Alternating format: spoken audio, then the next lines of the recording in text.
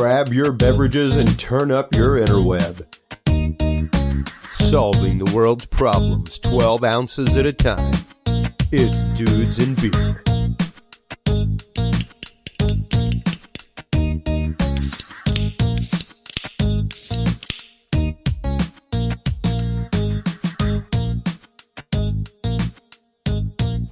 Well, hello everybody, and welcome to episode 334 of the Dudes and Beer podcast. Chris Jordan coming to you live from Austin, Texas. Soon to be on the road. We do actively have shows on the books, finally, after like a year or so. But, of course, a lot of local shows are canceling here in Austin. We have hit stage 5 once again. Here in COVID land. So take care of yourselves, folks. Take care of your families. You know, do what's right for you. That's all I'm going to say. That's it. Everybody knows where I stand on things. And I don't really really going crazy about it. Let's just say it that way. So while you're online tonight checking everything out, make sure to stop on by the Dudes and Beer podcast. Dudesandbeer.com is where you can find everything. That is where you can find all of the episodes. That's where you can find everything Dudes and Beer related, including the store where you can buy all of our guest books. While you're online there checking that out, make sure to stop on by Curious Realm. Curious Realm is our brand new skin, folks. That's what we're going to be living in come December. We have had a great run as Dudes and Beer. Shout out to Cheryl Goodman, longtime listener of the show. Because of people like you, Cheryl, we have grown to such a great extent that we literally have to rebrand the show now. So Curious Realm is what we will be coming December. I can't wait. Don't worry. There will always be a beer crack somewhere hidden in the intro, just as homage to the show and where we started. Our guests tonight are going to be fantastic. Our first guest comes to us from LITM Media. Shout out to Michelle. I love having your guests on, lady. Please keep in touch always. Micah Dank, author of the Into the Rabbit Hole series, available not only on his website but also on Amazon and in our store, will be on tonight talking about the study of astrotheology and other esoteric topics such as that. The idea of astrology being used in theology, the idea of astrology being used in the Bible. Those topics coming up in the first part of the show. In the second part of the show, our good friend, Dudes and Beer member, as well as former guest, Stephen Myers, author of The Lost Technologies of the Great Pyramid, as well as The Great Pyramid Prosperity Machine, will be joining us to talk about the construction of the Great Pyramid of Giza, his hypothesis to it, new discoveries that have happened in the world of Egyptology that, may very well be heading his way as far as proving that. While you're online checking out his website, thepump.org, make sure to stop on by the Dudes and Beer Facebook group. That is where you can find all of the articles that we post every week for our News of the Week section that we do right here on the show. That's also where the conversation goes on. In addition to our announcements, for upcoming guest announcement, we will soon be having a great segment featuring former guest Richard Adams, as well as other people from a great technology company doing like virtual medicine. They've actually just put some stuff up on the ISS, so that's going to be wicked cool. In addition to that, out of NBC News, Newsmax AONN sued by the maker of the voting machines due to their conspiracy theory, in air quotes. Out of Singularity Hub, magnetizable concrete in roads could charge electric cars while you drive. That is amazing news. Here's a kind of sad one if it turns out to be true. But interesting engineering, as well as another source that I posted in our group today, has come out saying that SpaceX is launching a satellite that will display billboard ads from space. So imagine going out to, enjoy the Pleiadian meteor shower, or the Perseids that are coming up right up around my birthday every year. That kind of stuff. And it's like, oh, yeah, let's go out and, oh, look, Starlink's about to get out of the way now. So now that Starlink's out of the way, oh, wait, here comes the ad before the top of the hour when the meteor shower starts. So imagine that kind of stuff. Stories like that are what we carry over in the Dudes and Beer Facebook group. That is the conversation. Another huge one was out of Science Alert, a key hallmark of motor neuron disease has been reversed in the lab. For the first time, they have actually been able to reverse the effects of this on the human brain. So stop on by, check it out.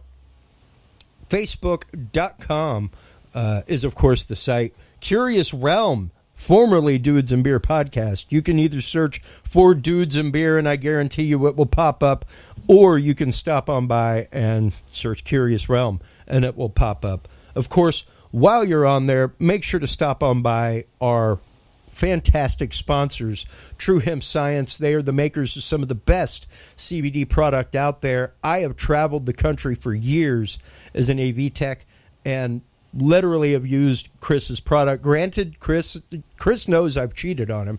He knows that whenever I go out amongst other cities in the country that I try stuff from local manufacturers. I try things from all over the place because I want to see what the local's all about. His is by far the best product that I have found. Stop on by True Hemp Science today. Dudes7 is the code that you want to use to save 7% off your entire cart of $50 or more. And in addition to saving 7% off your entire cart of $50 or more, you will get two free 25 milligram edibles, either cookies or brownies, on your way out the door. Stop on by the website once again, truehempscience.com. The code that you want to use, Dudes7. While we are on the topic of sponsors, let's get shameless one last time with this plug from our sponsor, Podcast Cadet, before we welcome our first guest for the evening, the incredible author and researcher, Micah Dank. Have you considered starting a podcast? Looking for a way to make your business a voice of authority in an industry? Then Podcast Cadet is the solution for you.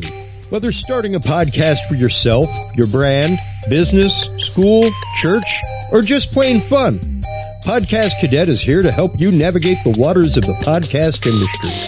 Specializing in one-on-one consultation and training with industry professionals in fields ranging from podcast technology and editing to distribution, monetization, and even social media strategies. Podcast Cadet tailors their services to the specific needs of you and your podcast. Do you already have a podcast and trying to find ways to engage and grow your audience? Sign up for your Podcast Cadet audit today and let us help you explore new and exciting ways to leverage your content and elevate your podcast brand to whole new levels. From consultational workshops to affordable podcast production and maintenance packages, Podcast Cadet is your one-stop shop for everything podcast related on the internet. Visit podcastcadet.com today to sign up for your consultation or training and use code DUDES20 to save 20% off your entire purchase. That website again is podcastcadet.com. That's right, folks. Podcastcadet.com is the website that you want to visit. Full disclosure, I am one of the owners of Podcast Cadet. The whole reason that I started that was to quite literally help people be able to get their message out there for businesses, churches, whatever. I have worked in the broadcast world for years, and I'm a live AV tech, and it hurt me sometimes to see some of the advice that people got. So it was fantastic to actively be able to get together with other people and help people out be able to get people started on the right foot. So stop on by, check that out. Dudes20 is the code that you want to use whenever you stop by. Our guest this evening, welcome to the show, Micah Dank. How are you doing this evening, good sir? I'm well. How are you? Doing fantastic. I cannot wait to get into the topic of astrology, astro, theology, all kinds of good stuff. Before we do, let's get into you, Micah Dank. Let's find out real quick how you got into researching this topic, how you came to doing all of this, and what brought you to writing the series of books that you had. Because it's not just one book, it's quite literally a series of books, the Into the Rabbit Hole series. Right. Let's start getting into that real quick. So in 2013, I had moved to Boston. I'm from Long Island, and I live in Long Island again, but I moved to Boston for a job.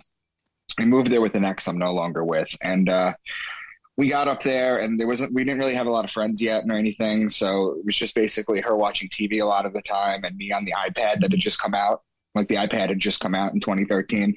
So I was on it, and I was scrolling, and I was going down rabbit holes, and I came across some videos on astrotheology, and it just blew my mind. And what I did was I started studying these guys, Jordan Maxwell and Santos Bonacci, for months. I would just listen to them for hours and hours a day, and I would study it. And then it came to the point where I got a good grasp on like the zodiac and the decoding and everything, and I started branching out and doing my own work on it. And then I decided at some point I wanted to write a book about it. And then I kind of tossed around the idea of whether or not to write a nonfiction book, or but it occurred to me that nonfiction books aren't really fun reads. It's a very niche audience. It's a very niche audience. So if you need, certain people gravitate to it, but not much. So I decided to write a thriller series about this topic because nobody had done that before. So I kind of like carved out my own path with that, and I ended up writing 6 thrillers that surround about this. And basically, the purpose of the books is to show that the elites rule the world with astrology. And I basically go into that and how that works, and I talk about a lot of conspiracy theories and things of that nature. But that's kind of what I did. Well, and let's start getting into that real quick, because once again, the world of astrology has been interesting to me since I was a kid. I was probably in about 6th or 7th grade when I started. I'm 45 now. When I first started reading about astrology, when I first started reading about ancient talismans, magic, voodoo. What was interesting is my mom, I think my mom was just happy I was reading anything. Because I definitely wasn't like, the best. I was definitely a solid C student, something along those lines. But I wasn't like my brother, who poured through a few novels a month, that kind of stuff as a kid, So the fact that I was reading anything she was happy about, and this stuff it captured my imagination and was something that I've just vehemently studied for years. So for me, talking astrology, zodiac, the zodiac across cultures, that kind of stuff, is not that foreign. But for those of our audience who may not even realize the difference between astrology and astronomy and the basis of one and another, let's start breaking that apart for them real quick. Okay. So astronomy is basically studying of the stars. Okay. But astrology is grouping together of stars and the myths around it. You have signs like Aquarius. You have signs like Pisces. You have signs like Aries. And it's basically astrology has to do basically with that, with the 12 zodiac signs. I can go over the 12 signs and tell you a little bit of my work if you'd like at some point. Oh yeah, absolutely. Please feel free. We can start right there. I think that's a great way to start, because I think quite a bit of our audience, of course, has probably gone to the Quickie Mart down the road and purchased an astrological scroll at some point in their life or run across it in their local newspaper, but there's a difference between actual astrology and just straight like zodiac prediction. So let's kind of start getting into that real quick. That's fine. Okay, so you have to understand is the idea behind astrotheology is basically this. It's prevalent throughout the Bible. The astrology is hidden within the Bible. You have to understand the codes in order to decode them. In the New Testament, astrotheology basically says that Jesus is the Son, S-U-N, of God, the sun in the sky, not the S-O-N. That is just a wordplay. And basically it's Jesus, it's the sun going through the 12 zodiac signs. And I'm going to go through some of this stuff and it's going to start to make a little more sense. But let me start with the signs. So sure. What I'm going to do now is going through the 12 signs and I'm going to tell you what keywords you need to look for. That's how you know what they're talking about. So the first sign I talk about is Aquarius, which is represented by the man with the water pitcher. Okay, so anytime you ever hear the words son of man or man, because Aquarius is the man sign, or pitcher, or baptism, because this is how you baptize someone with you pour the water out of the pitcher onto their head. Fountain, flowing waters, for example, they're talking about Aquarius. Then Pisces is the sign of the two fish in the water. Then Aries is the ram. And in Aries, you have March 21st, which is the spring equinox. It's a 12-hour day, 12-hour night. It's also the Passover. So the Jews celebrate the Passover on Nisan 14 in the Jewish calendar. That's in Aries. The Passover is God passing over Egypt and smiting the firstborn children. It's the 10th plague in order for Moses to get everybody out in Exodus. However, in astrotheology, the Passover is literally that. The sun passes over the equator and back on its way up to its height in the summer solstice. So days get longer, nights get shorter, things get warmer, the grass starts to grow. In Christianity, the passing over is changed, and it's called the resurrection of God's Son. As in Aries, you had Easter too. So you have the Passover and the resurrection of God's Son. It's it's basically two ways of describing the same thing. And the Jewish people are the people of Aries. Okay, when the Bible was written, the Old Testament, that was the time of Aries. And Aries is the ram. And that's why the Jews still blow the ram's horn to the sky during the high holidays, is because it's Aries worship. Sure. Then Taurus is the bull. And when you look at the sky and you see Taurus during the season where it's supposed to be, you know that you need to put the plow on the bull so that you can plant the seed so you can harvest in Virgo and Libra. So anytime you hear the words cow or calf or bull or ox, they're talking about Taurus. Then Gemini is the sign of the twins. It's Castor and Pollux Troy, whose sister was Helen of Troy. It's the story of Achilles. Then Cancer is the crab. And the crab is the sideways moving creature. If you've ever seen a crab move, it kind of shuffles to the side. The reason Cancer is the crab is because June 21st, the summer solstice, is in Cancer. Okay, and the reason it's the crab is because the sun shuffles to the side as well. So what happens is starting on December 25th, it rises a degree on its axis. Then the next day it'll rise an additional degree. And then it continues to rise a degree every single day until it hits June 21st. Once it hits June 21st, okay, that's the summer solstice. It's the longest day of the year, the shortest night. Then for 3 consecutive days after that, it rises to the same degree, moving it sideways. And then on June 25th, it lowers a degree. And then it continues to lower a degree every day until it hits December 21st. December 21st is the day of death. Anytime they're talking about death in the Bible, it's a metaphor for December 21st, which is Sagittarius. I'm going to get into that in a little bit. But basically, just like the sun shuffles for 3 days, the sun doesn't rise on its axis above the horizon on December 21st. So the ancients used to say God's son was dead. Then for 3 days, it shuffles to the same side. It doesn't rise on its axis. So that's how it became God's son was dead for 3 days. The sun, the literal sun, was dead for 3 days. And then on December 25th, it comes back to life.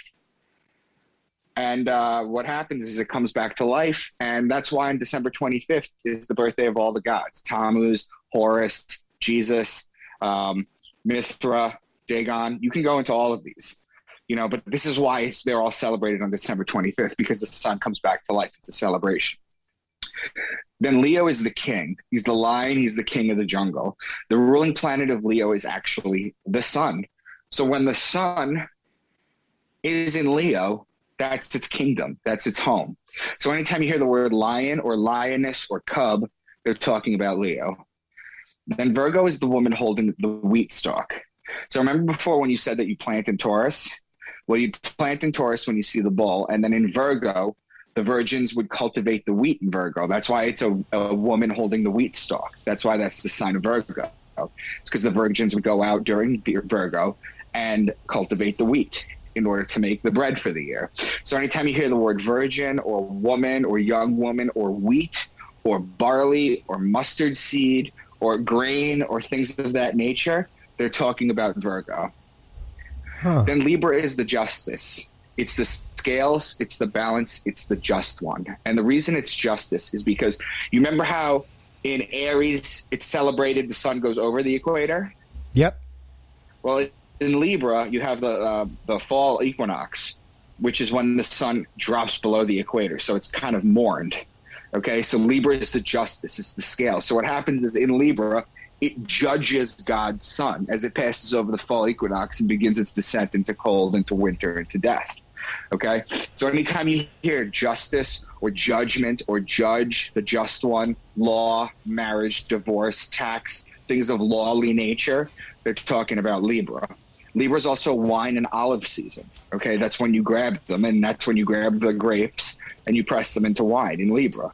Okay, so anytime you hear the word wine or vineyard or wine press or vine or olive oil, they're talking about Libra.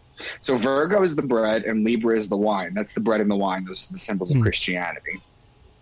Then Scorpio is the scorpion, and he is known as the betrayer. Because when a scorpion bites you, it leaves an imprint in your skin that looks like two lips. It's why the mafia has the kiss of death. That's what it goes back to. Mafia has the kiss of death because Scorpio is the betrayer. So it's why Jesus was betrayed by Judas with a kiss. Jesus is the son, okay? And Judas is one of the 12 disciples or one of the 12 zodiac signs. And Judas is the betrayer. That's why he's Scorpio. So the sun is judged in Libra and it's betrayed in Scorpio. And then finally in Sagittarius, this is where the bow and the arrow shoot the sun and inflict further punishment on the sun, okay? And in Sagittarius, I mentioned you had December 21st.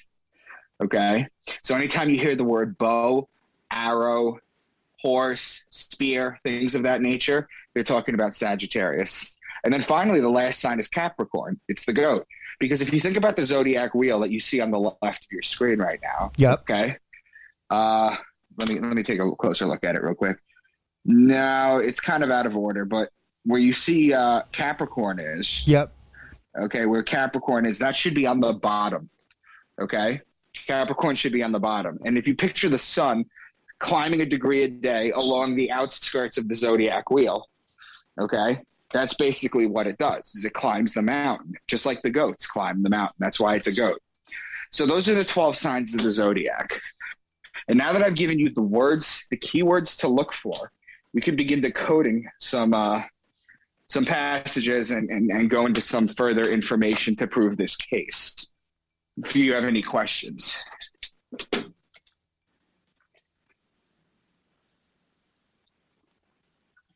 Hello?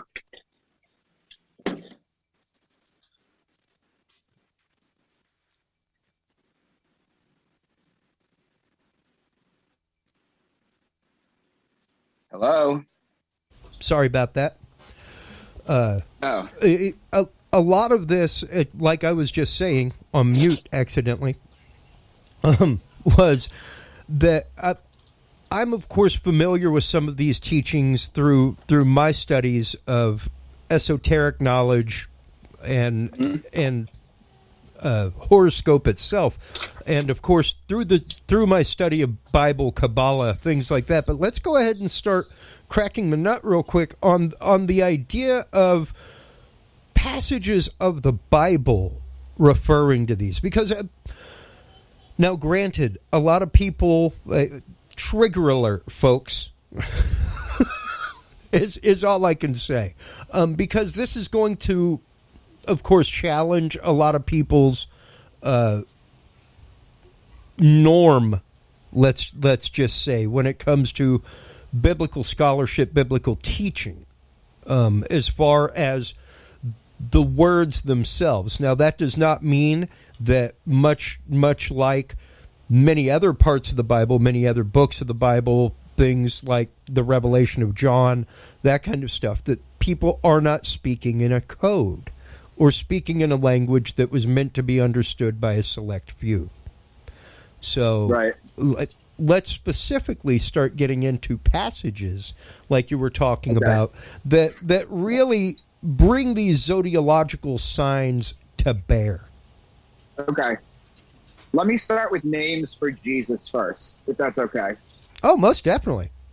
Okay. So Jesus is the Son of God. Remember, he's the Son.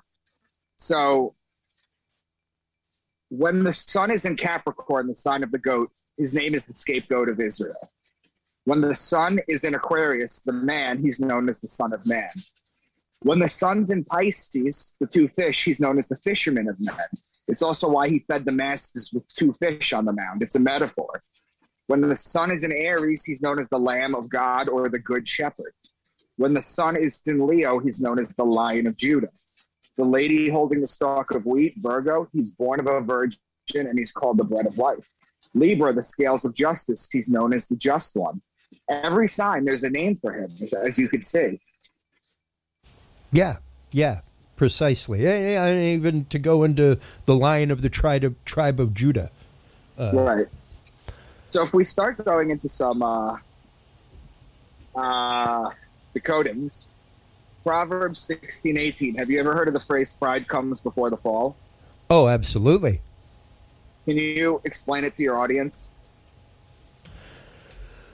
The basic gist of it that most people interpret it as is the fact of you get too haughty, you're going to have a little bit of a problem.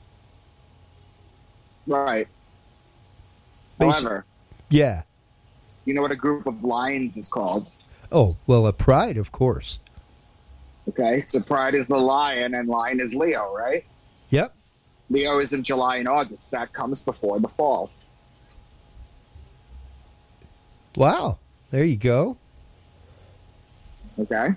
Now, in the book of Micah, my namesake, Micah 5:2, is where Micah predicts, or he says that the Savior's going to come from a town called Bethlehem.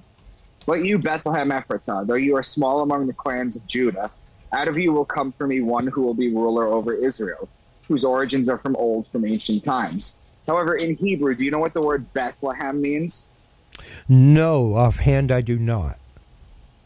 Bethlehem is a combination of two words in Hebrew. It's Bet, B-E-T, which means house, and Lechem means bread. So it's the house of bread. So you go back to your Virgo sign, that's the lady with the wheat stalk. Each zodiac sign is called a house. A house, an eon, a mansion, an age. There's many different words for it in the Bible.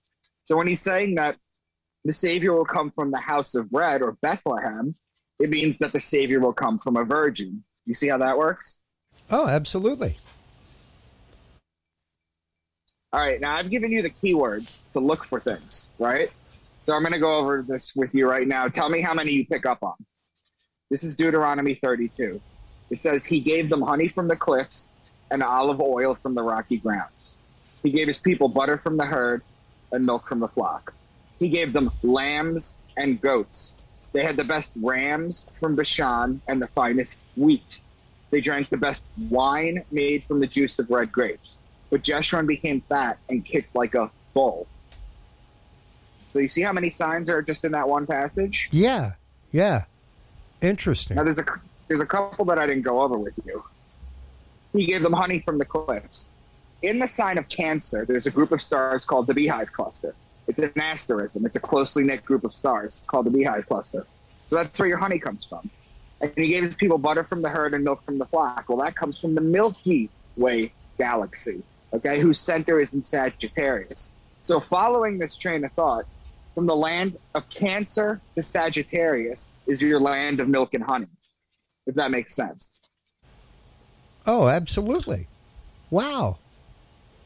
Okay. And now, yeah, I'm sorry, go on. Oh, no. I was just going to say, what an amazing way, especially for the culture at the time, to be able to remember these things for proper planting proper care. Right. So many times on this show, we talk about, especially the teachings of the Judaic people and things like the Ten Commandments, how they were specifically written for a tribal culture, for a culture that they're a great set of rules that's easy to remember for a bunch of people living in a caravan. Right. And the truth of the matter is that the Ten Commandments, actually, everything is lifted from the Egyptian times. The Ten Commandments comes from something called the 12 Negative Confessions, which is in chapter 125 of the Book of the Dead of the Egyptians. The Ten Commandments are lifted straight from there. Yeah.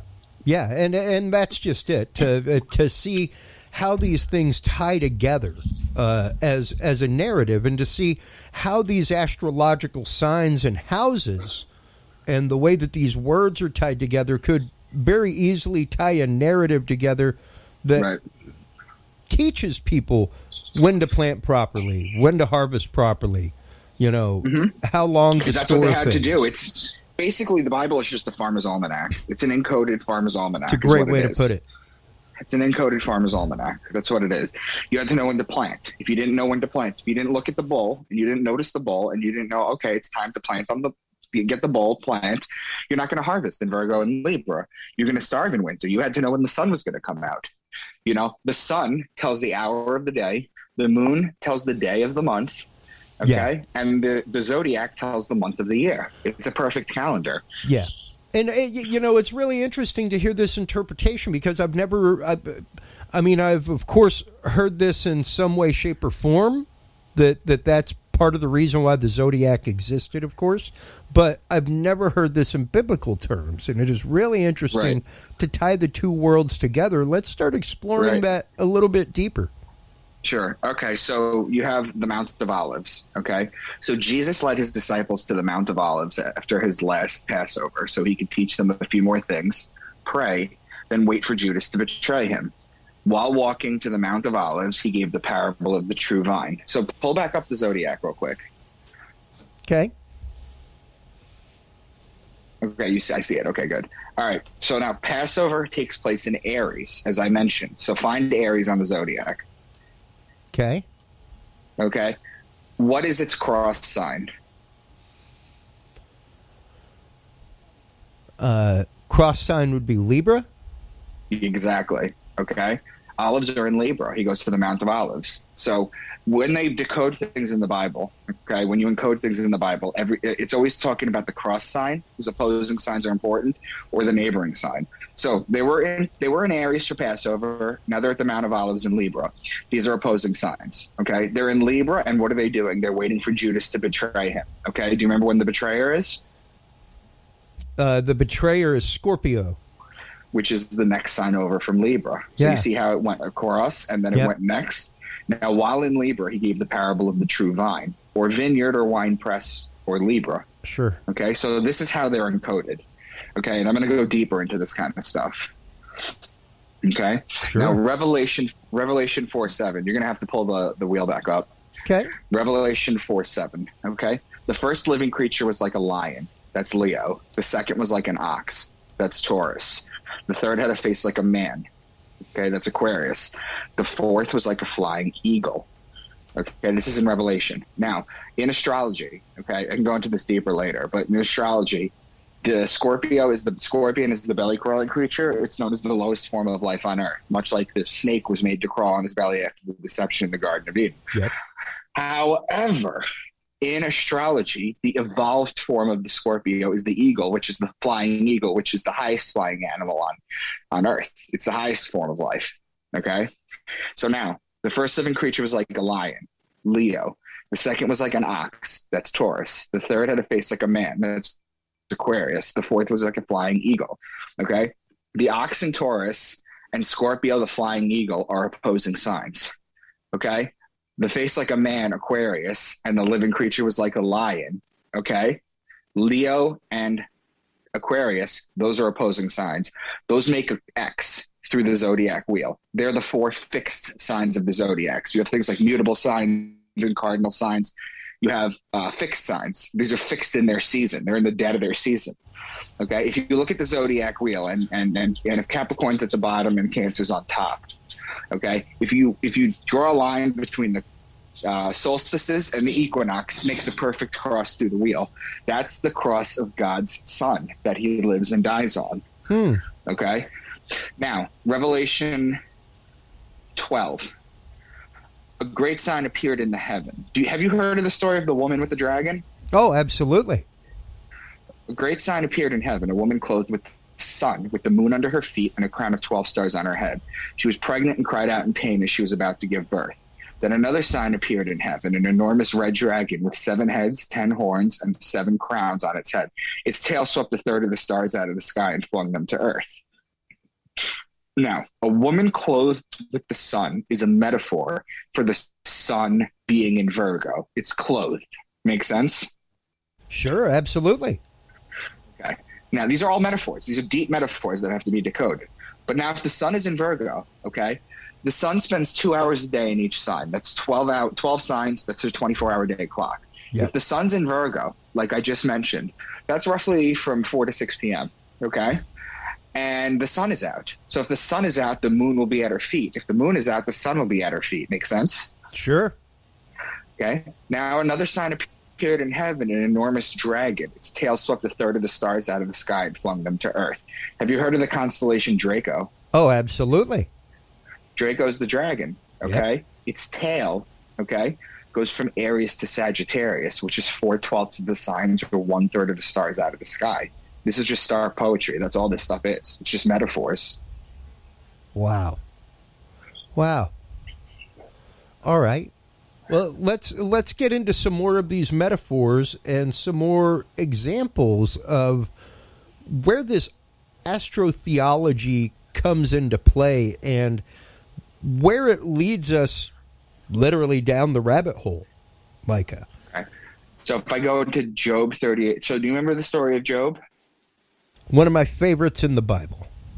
Okay, so Job is the oldest book in the Bible. It's older than Genesis, okay? It is the first book that was written. Now, can you explain to your listeners who Job was and what his story kind of was? Sure. In a nutshell, Job was just a regular guy. He was not necessarily even one of the chosen people of Israel. He was just a regular guy who had favor with God because he praised God in everything that he did. He was granted great bounty in field, in crop, in family, in cattle, all kinds of things. And then suddenly one day, the devil pops up in heaven and goes, So you think this Job is something fantastic? He's like, look, he's not even one of my people. Look at what he does. Like, come on, he's great. And he's like, well, tell you what, you let me put Job to the test, and we'll see how faithful he is to you. And that's when God and the devil make a deal, and God's like, you could do anything but hurt him. Don't hurt him. Yeah, anything but kill him. But yeah. Well, and that's just it. It goes down the rabbit hole from there with Job. Families die, crops die, everything dies off till he's sitting on a dung heap. And a bunch of people come by and they're like, look at you, man. You're like covered in boils. For God's sake, won't you just finally blame God for this? And he's like, nope. Sorry. And eventually he breaks. And then... yes, and he calls out to God. Right? Yeah, he not just calls out to God, but he calls God out. And he's like, yo, man, what did I do to you? Ever. I'm not even one of your people, and I praise you. And God comes back, and he's like, hey, who are you? What, did you put the stars in their place? No, I did. So what I'm going to read to you is God's response to Job. All right. Okay, and I'm going to decode it in real time. So this is Job 38:32. Job 38:32. The first thing God says is he says, "Can you lead forth the Mazzaroth?" Now the Mazzaroth, okay, literally means the zodiac in Hebrew. Okay, Mazzaroth over time becomes Mazalot, which survives in Judaism today as Mazel Tov. Okay, or Mazel Tov means good fortune from the stars. Yes. So what is the Lord's challenge to Job? He says, can you bind the chains of the Pleiades? Can you loosen Orion's belt? Those are obvious star metaphors, right? Sure. Then he says, can you bring forth the constellations in their season or lead out the bear with its cubs? The constellations are the zodiac above, and the bear and its cubs are Ursa Major, the Great Bear, and Ursa Minor, part of the Big Dipper. Who can tip over the water jars of heavens? That's Aquarius. Do you hunt the prey for the lioness and satisfy the hunger of the lions? That's Leo. Who provides food for the raven? That's the constellation Corvus, which means raven and borders on Virgo. Do you watch where the doe bears her fawn? Mariga, meaning deer, is located in Orion. Who let the wild donkey go free? That's Acellus Borealis, which means donkey and is located in Cancer. Will the wild ox consent to serve you? That's Taurus. The wings of the ostrich flap joyfully. That's Lambda Achille or Al Thaliman, which means two ostriches in Arabic. Do you give the horse its strength? It laughs at fear, afraid of nothing. It does not shy away from the sword. The quiver rattles against its side along with the flashing spear and lance. That's Sagittarius with the bow and the arrow. Mm-hmm. Does the eagle soar at your command and build its nest on high? That's Aquila, which is a Latin name for eagle and is a constellation a few degrees above the celestial equator. Finally, he says, can you pull in Leviathan with a fish hook? And Leviathan is the fish god. So that's Pisces. So as you can see, his entire challenge to him is just encoded star metaphors. Yeah, absolutely. And once again, asking him, like, can you do any of this? Because this is literally the firmament that I have put into place. Right. And I always found that interesting whenever you go back and look at ancient Hebrew and their idea of creation. It was the idea that there was a firmament, that these things were fixed. Mm-hmm. And that they were up above us. So it's always been interesting to see that, and even to hear God asking, like, are you the one that put the stars in their place? Are you the one that did that? Mm-hmm. But to take it to the point that you just did and start breaking it down astrologically is absolutely fascinating. Thank you. I appreciate that. So there's questions that you can ask about Jesus. Okay, mm-hmm. Some of the more interesting ones: how he's able to heal the blind, how he walked on water, how he turned water into wine, why he had 12 disciples, why he was betrayed with a kiss by Judas. We went over that. Why he was dead for 3 days. We went over that. Why is his birthday on December 25th? We went over that too. So let me go over the first parts. How Jesus was able to heal the blind. This is all the Son. Okay. Think about it. If he's the Son, S-O-N of God, the man comes up to him, he puts his fingers on his eyes, he touches his eyes, and then suddenly he can see. However, when the sun goes down, you can't see anything. So when the sun comes up and touches your eyes, suddenly you have sight again. That's how it heals the blind. Okay? How he walked on water. Have you ever seen a sunset on a lake before? Yes, absolutely. The sun literally walks on the water. Yep. How he turned water into wine. So do you know why God is considered a man and Earth is considered a woman, Mother Earth? Elaborate. It has to do with his sacred fluid, God's sacred fluid, his rain. In Hebrew, it's called shemen. We get this word semen from it. Okay? So God's sacred fluid comes down and impregnates Mother Earth. And then from the rain, her belly grows full of fruit and food and trees and all this stuff. Okay? So now, you have April showers bring May flowers when you plant the seeds for the grapes, okay? That's Taurus. That's April showers bring May flowers. It rains and it rains and it rains. You plant the grapes.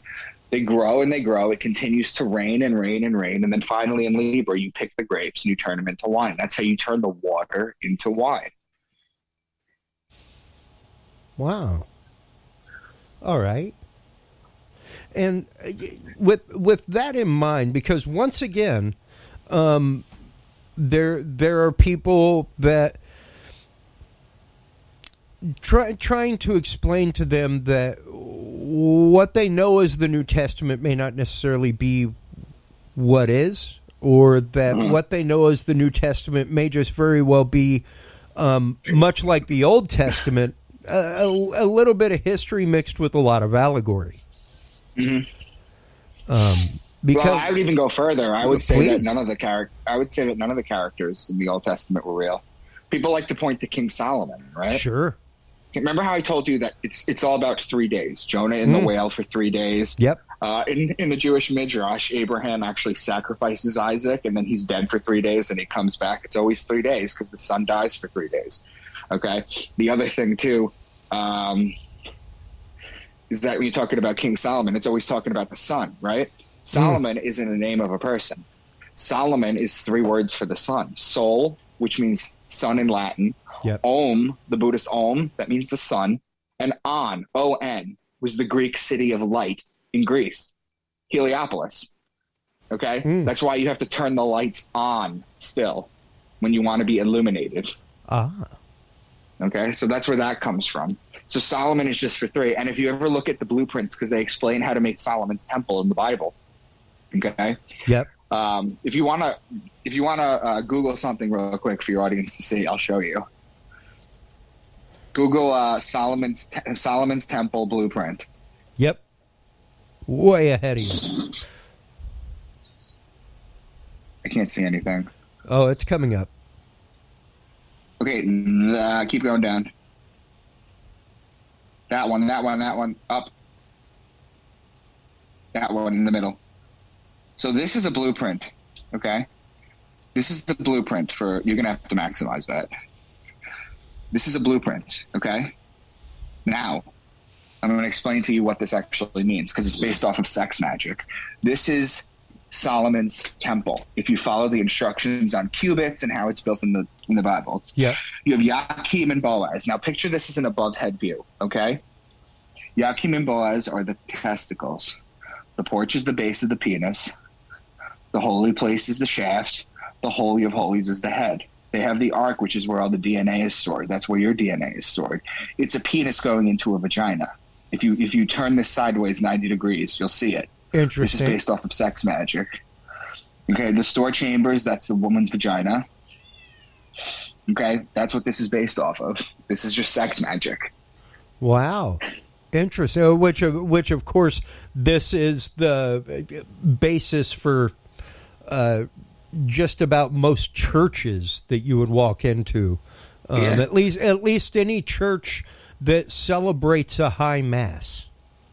Right. You know, you walk into a Baptist church, definitely not the way it's arranged. There's no Holy of Holies. There's no tabernacle, anything like that. Even necessarily walking into a Presbyterian church, not the case. But whenever you're talking about a Catholic church, that is definitely when you're talking about like it's sex magic. Just rotate it 90 degrees. You can literally see it. Pews, altar, and if you're talking about old school church, especially Vatican I church, that is exactly where the tabernacle would be, the Holy of Holies. In most churches nowadays, it is offset to the side, but because of the whole concept of the sacrifice at the moment being the miracle of the moment, not the static host lying in consecrated state, should be the focus of the Mass.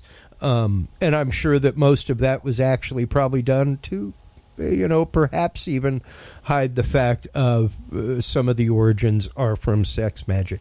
Because for goodness sake, man, like it'll blow most people's minds whenever you go through and tell them, like, feel free to attend a Catholic Mass, then feel free to go attend a Jewish ceremony. Right. Like, they're literally right, other than us singing a few extra songs and stuff like that, pretty much the same thing. Like the way that they're arranged, everything else. So it and even the ordination of Catholic priests goes into the order of Melchizedek. Right. Jesus calls himself a priest of Melchizedek. He'll say he's always a priest of Melchizedek. And I actually decoded the book of Melchizedek with astrology too. Maybe I can do it another time when I come on. It's not very long. There's not a whole bunch of it in there, but I could do some Gnostic texts too. We could do the book of Enoch. We could do the book of Revelation. My contention, and I proved this, I've done the book of Matthew, the book of Revelation, the book of Enoch, the book of Philip, the book of Thomas, the Mary Magdalene, the Gospel of Judas. I swear to God, you can go through any Gnostic. I've even done the Enuma Elish, which is the Babylonian creation story. Okay? That is still astrotheology. These are all encoded books. This is all the sacred books. All the sacred books are encoded with astrotheology. Okay, because that's what it was. Because you needed to know the stars. You needed to know the stars, the sun, the moon. You needed to know all that stuff in order to survive. Yeah. You know, precisely. we take for granted we take for granted that we have a watch or an iPhone that tells us the day, the time, the month. I can literally look at my phone, and aside from knowing whether it's going to rain or not, it'll tell me, I'll know the weather. Yeah. They didn't have that back then. Yep. You know, remember how in Game of Thrones they used to say winter is coming? Because winter was a big deal. That was a big deal. Yeah. Because what would happen is, people would get more sick. You know, the sun would not come out as much. You know, the nights were longer. The animals would come out. We were barely out of the food chain. Yeah. You know, and this is why this stuff was encoded. And then what happened is after the Council of Nicaea in 325 AD, this was basically perverted into a literal story. Yeah, becoming to bring, and that's what a lot of people don't understand is that pre-Vatican I, pre-Council of Nicaea, things like that, they were still, the whole purpose of that was the Arian conflict, you know, and getting rid of the whole like. They had a few different camps of Christianity going on. There was like Arianism and that form going on over here, and they were like, "Whoa, we got to get this even further straight." back, even further back, before the Council of Nicaea, Christians were called Helionostics. That was the name for them. Yeah. Okay, and Helios means sun in Greek, and Gnosis, knower. Yeah. They were sun worshippers. Yeah. Okay, and Constantine had a nephew named Julian the Apostate. Okay, his work still exists, and you can read them, and he's talking about bringing people back to sun worship. It got him killed in the battlefield. He had an arrow shot in his back. Yep. You know, but his work still survived. He was Constantine's nephew. His stuff's still here. Well, his works are still here. And even once again, just to bring it back to that zodiac point, you were talking about Libra and everything else. I mean, Christ himself, that story is pretty much the echo of Dionysus. You know, so and which is a whole nother thing about the concept of the water to wine, things like that. And I do not like discounting people's faiths. I do not like getting rid of people's faith, but rather I prefer educating people on their faith. Right. And to understand this, now granted, that doesn't preclude the fact that there may have been a historical Jesus, but once again, these stories were conglomerated together in order to religiousize Christianity. Christianity existed, but it existed in sects, and it was not a cohesive teaching. Some sects follow. There were certain people, and even whenever they decided on what was there in the Bible, they pretty much went with what Orthodox Judaism taught. So their Kabbalah or their Gnostic texts, the things that they dismissed, didn't even make it into the Bible because they weren't part of the traditional Jewish teaching and that Jewish teaching. Put it this way.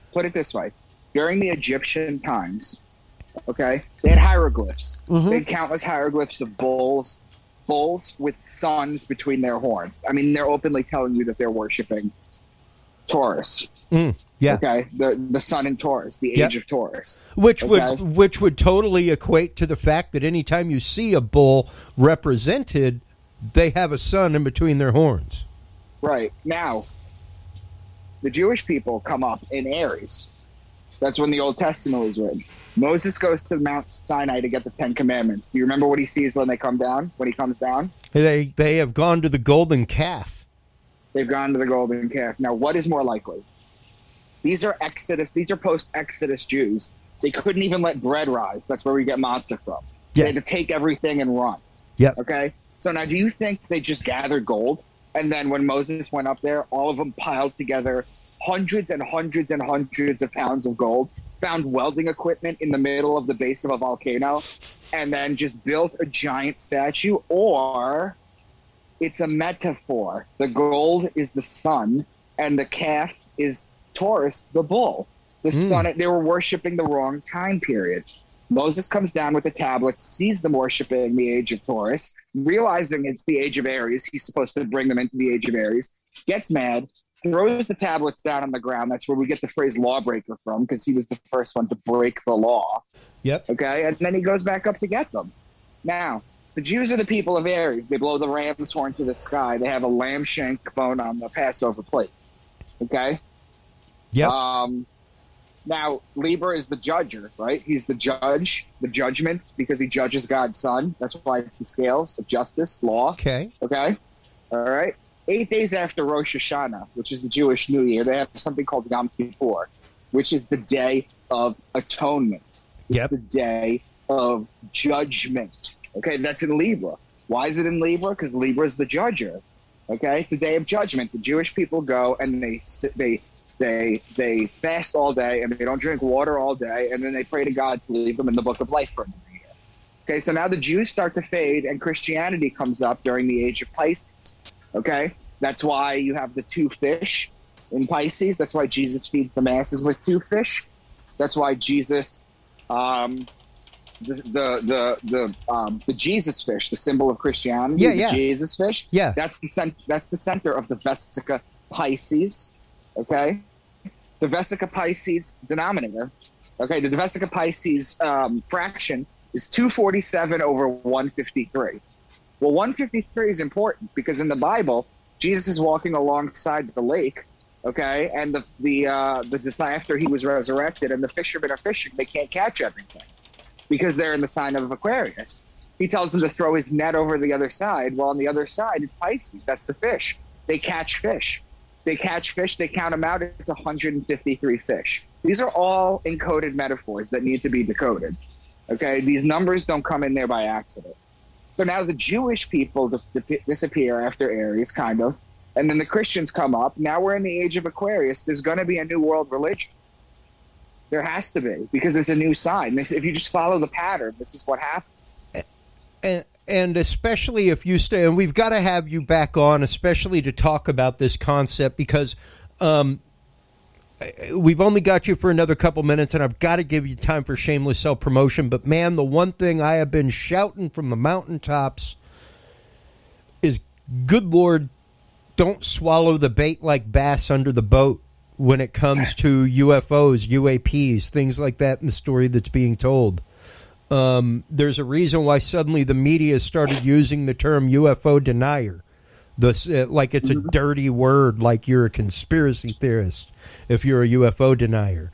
You know, things like that. There's a different line being towed here, and it goes back to a conversation that I had with one of the first big people in that world that I ever tried to get a hold of as a guest, who was like, "Listen, man, I don't come on shows anymore.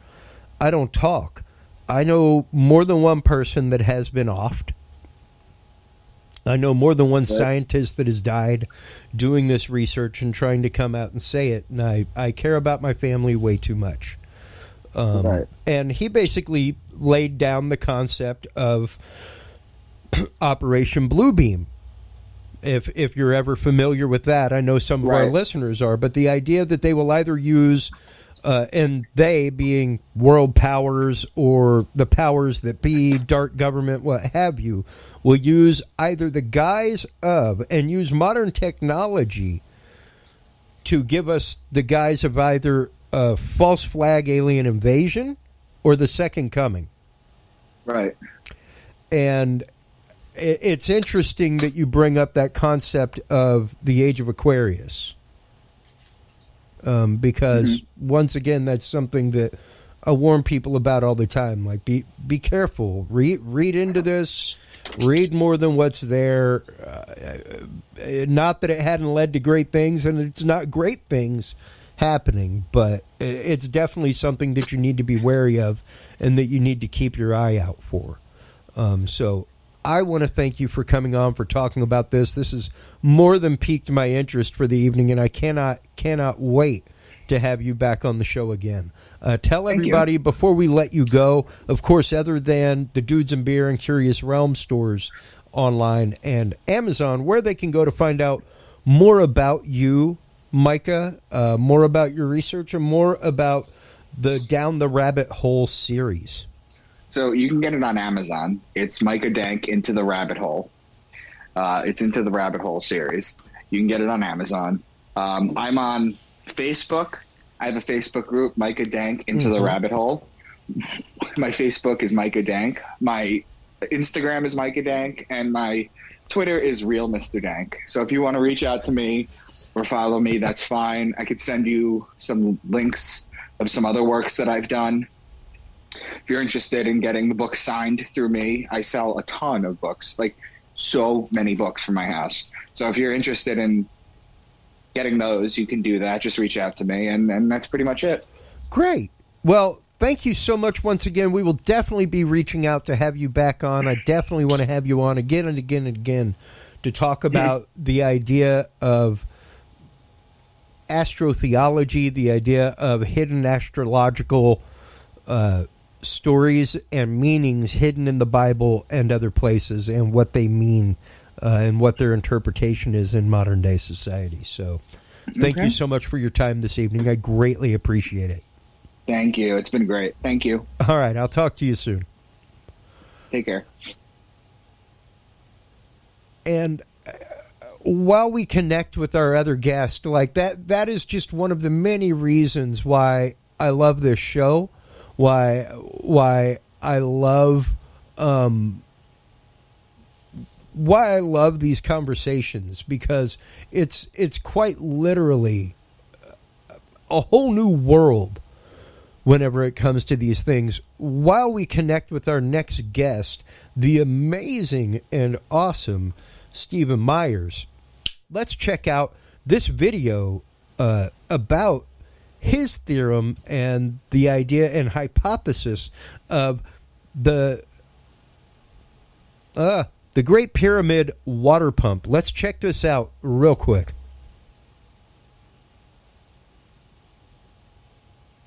Here we go.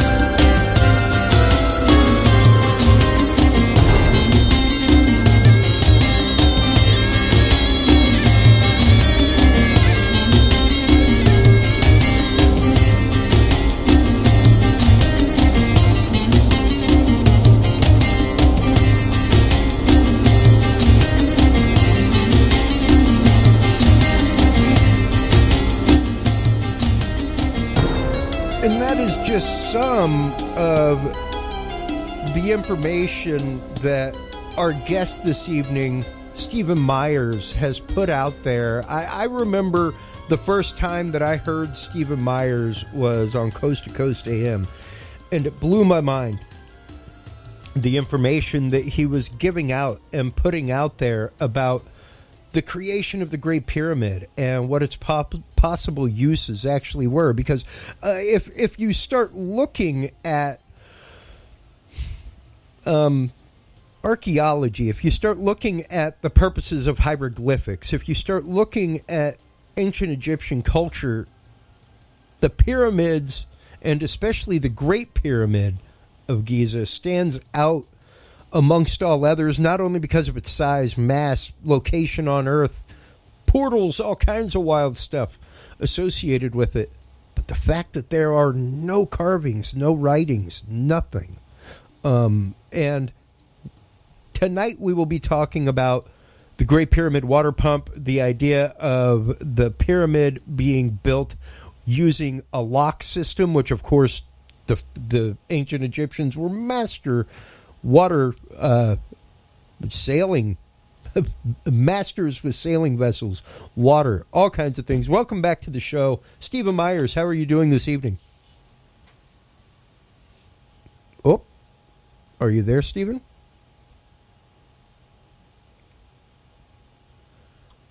There, is that better? Hey, there he is. Hot diggity. Yeah. Well, all this electronic stuff. I'm here. All these buttons, man. I know.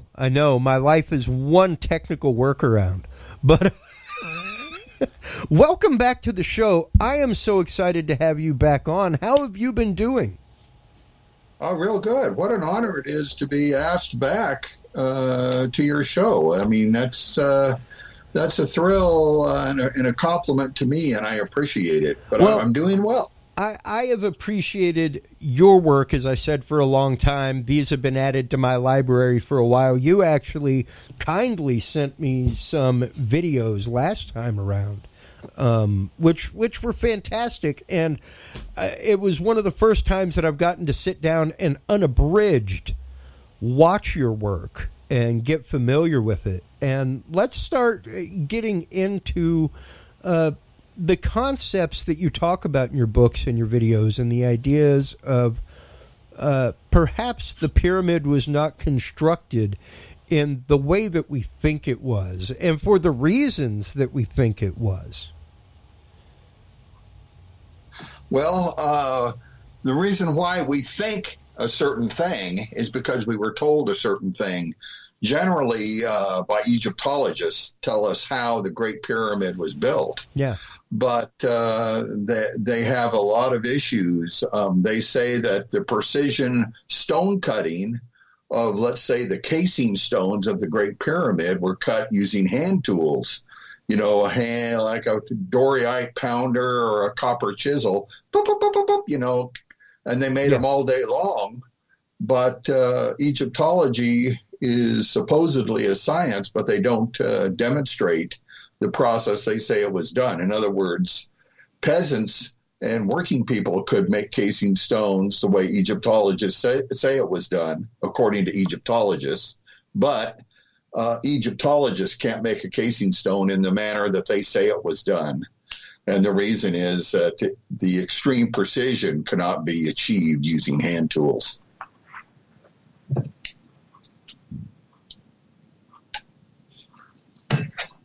You there? Yes. That's a theory held by a few people. Sorry, switching systems has gotten a couple things wonky, but we're here. And the idea, of course, one of my favorite things is following you on Facebook. And if you don't follow him on Facebook, you really should, folks, because he puts some great information out there. But one of my favorite things is your whole campaign against the Orion correlation, and the fact that because of the mere arrangement, even if it's an homage to Orion, that does not mean that it was made by extraterrestrial sources, that it was made for any uses considering that, anything like that. As a matter of fact, it was probably more to the fact of what our previous guest was talking about, more along the lines of Orion being a marker in the sky for planting, harvesting, things like that. Well, you mentioned the Orion correlation theory, yeah. And I do have issues with that theory because I think that it's based on some really flawed research methods. A lot of the correlations that they've come up with don't seem to have any viable causation to pair the two things they're comparing. And they also use some circular reasoning and some other flawed research methods. Before the Orion correlation theory, there was the biblical correlation theory, or pyramidology, which compared data points from the Bible with data points from the Great Pyramid. Like if you measure the Great Pyramid a certain way, then it supposedly predicts the birthplace of Jesus.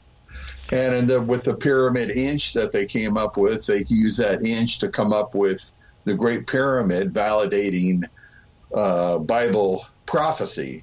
But that all of that's been rejected because it's just a bunch of hokum. It's a bunch of stuff made up that is based on flawed research methods.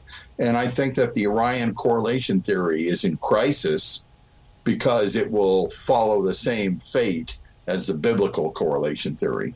Well, and I've definitely heard the biblical correlation theory, and I remember hearing that person on Coast to Coast AM many, many years ago, one of the researchers in that realm, talking about the Great Pyramid calendar, about the fact that there was this predictive and you see any time that you see some show with Nostradamus or the idea of predictions into the future, you always see it pop up on those shows, which I, of course, obsessively watch, along with content like yours, Stephen.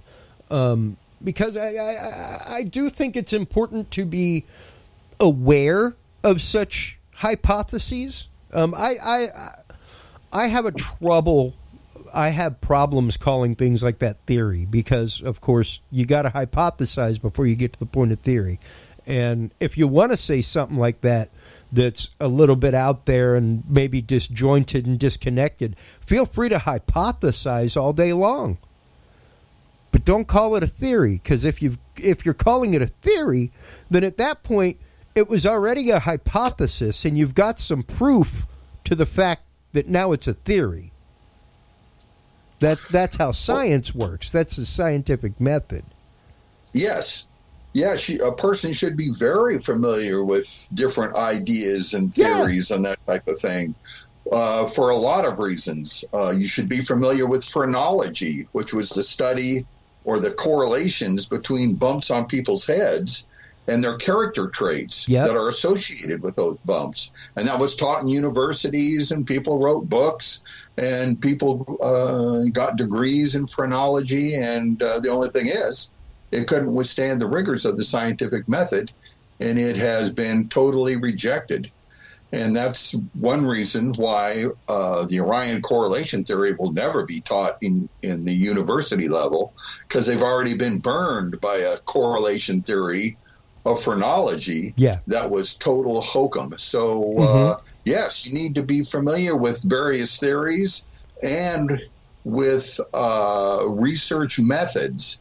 If you're going to be a researcher, don't research anything except for how to conduct research first. Then you can research something. Don't just make up correlations or think if something looks like something, it means something else or whatever. Yes. Yeah, and I think that's highly important to consider, because as we talk about on this show so much, and as you know, even being a member of the Dudes and Beer group, Stephen, it's about how we filter information. Feel free to take in any information you want. It's only a point of datum in a set of data. That's all it is. That's all it is. It's a point of datum in a set of data. So for it to crush a paradigm or destroy your world or destroy the way you think about the world or the universe or the way that it works, for something to be proven otherwise, even in science. I was literally going through the planets today. My son's almost 4, and I'm happy. He can name all the planets in order. It's great. We were going over them, and then he pointed way over to Pluto. And he was like, "And Pluto." And I was like, "Yeah, well, I don't know, son." And we started talking about the concept of science and how, science changes. It does change. My whole life, we had Pluto, man. That was a planet. And until about 8-9 years ago, when it became a planetesimal and something else, that's what every science book in the world said. Astronomy books. Everything. Now you had to go change all that. And do you remember the kerfuffle of Pluto? I do. When it happened? It was a big deal. And I remember people. I remember Pluto will always be a planet to me. It's like, but that's not science, yo. That's true. That's true. You can say it's always a planet to you if you want. It can be that in your heart. But that's not the science that we know now. And that's what you got to remember, is that science changes, science flexes. And what's interesting is when you even the methods of research in science. Now, the method itself doesn't change, but the empirical ways that we gather evidence does. As technology changes and flexes, what we even consider empirical evidence changes. Oh, that's true. That's true. Before they had Geiger counters, they didn't collect data in that manner. Yeah. But a lot of people confuse data points with interpretations of data. Saying, the Great Pyramid is a tomb is not data. It's an interpretation of data. Yes. So it's that, the Great Pyramid, everyone says, well, what evidence do you have? Well, I have the same direct evidence that everybody has. But there are certainly different interpretations of that same direct evidence. Well, and let's get into that real quick, because I've actually got the picture up on screen right now of you lying in the sarcophagus in the king's chamber. And number one, I gotta just say, love the orbs in the picture. Or it could be a whole bunch of dust that's in the desert. Probably dust on the camera lens, or even being blown about by the really cool, hydrators in the side so that you can breathe in the place. Yeah, that's true. Yeah, they have some machinery in there making noise. But I had a chance to hop in the sarcophagus, as countless thousands of researchers and tourists have done, including Napoleon. Yeah. And sat there for a photo shoot, and it is a kind of a humorous picture. I'm resting up after a lot of very difficult research. Yeah. And, what's interesting to me, though, is, A, solid granite all the way around. B, no carvings, which when you look, and I just brought up the general Google search for Egyptian tomb. Here is what a atypical, not even a typical, but an atypical Egyptian tomb looks like, folks. It has scrolls from the Book of the Dead all over. The idea, like we were talking about with our last guest, was that the soul continues on when it comes out. It's got to have these mystical writings there, and even though they had them memorized, they had them there as spells for protection, spells to protect the tomb from getting robbed, spells to help protect them on their way into the afterlife, so that they didn't forget the Book of the Dead on their way in. All that kind of stuff. So when you look once again at that image of a typical Egyptian tomb, even the ones where, like over here on the side, on the Discovery section of Google, where you see that the stuff is engraved in the walls. Yeah. Not so most in of the Great Pyramid. Tombs, they've got writing all over them on every surface. They had something to write down, but inside the Great Pyramid, it's no formal writing whatsoever. And I think the reason for that is it was a machine and certainly not a tomb, and it didn't need any writing. Well, it definitely wasn't a tomb, because even Zahil Hawass, I think this is where you would get him in a corner. Because if it was a tomb, you're literally talking about something on the level of like the Mummy, where it's like they buried him without inscription so that he was lost to all eternity. But we built this huge monument to him in honor, but then we cursed him in his own tomb so that he couldn't enter the afterlife. Well, Egyptologists make up a lot of stuff, just comes right out of their hat in a way. They say the Great Pyramid. That's a nice word for it. Yeah. They say the Great Pyramid, well, it doesn't look like a tomb, but we presuppose that it's a tomb based on our authority And the reason why it wasn't a tomb, it doesn't look like a tomb with all those chambers, is because they had several change of plans during mid-construction because they didn't really know what they were doing. That's what Egyptologists say.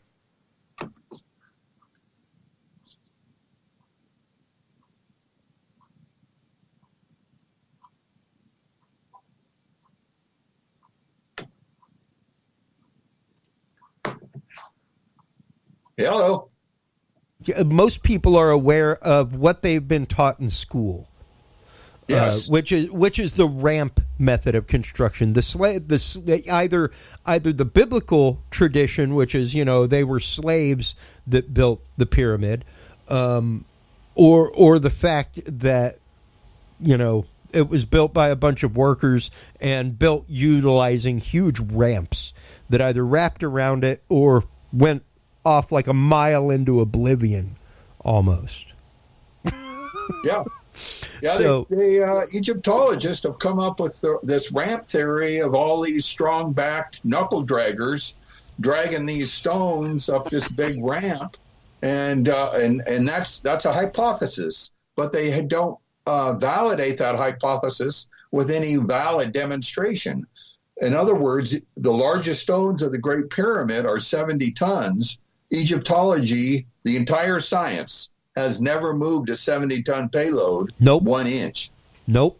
So that's interesting to me. And probably about every decade, Stephen, you hear about it from National Geographic or somebody, or there's a Discovery Channel show or History Channel show where they get engineers together with a group of workers to even try to replicate in a scale, like a scaled size pyramid in a scaled amount of time, and they still can't replicate it. No, because they're using methods that are impossible to duplicate what they're trying to duplicate. Yeah. So, yeah. And most of that is just falsehoods. It's hokum, because they move a 1.5-ton stone a few feet and then say that's how 70-ton stones were moved. Well, I can lift a full-size Chevy pickup just with my hands, just pick it up and just lift it up over my head. And the demonstration I use is by picking up a Hot Wheels car. Yeah. See, the issue of scale renders my demonstration invalid, just as Egyptology's issue of scale renders their demonstration invalid. So that's Egyptology is kind of a stagnated science. Yeah. And evolving into a mystery religion. Well, and, much like we talk about not only in the group but on this show regularly, Stephen, is the religion of science. And, when you're talking about science, literally, like, Egyptology is one of the oldest sciences that there is.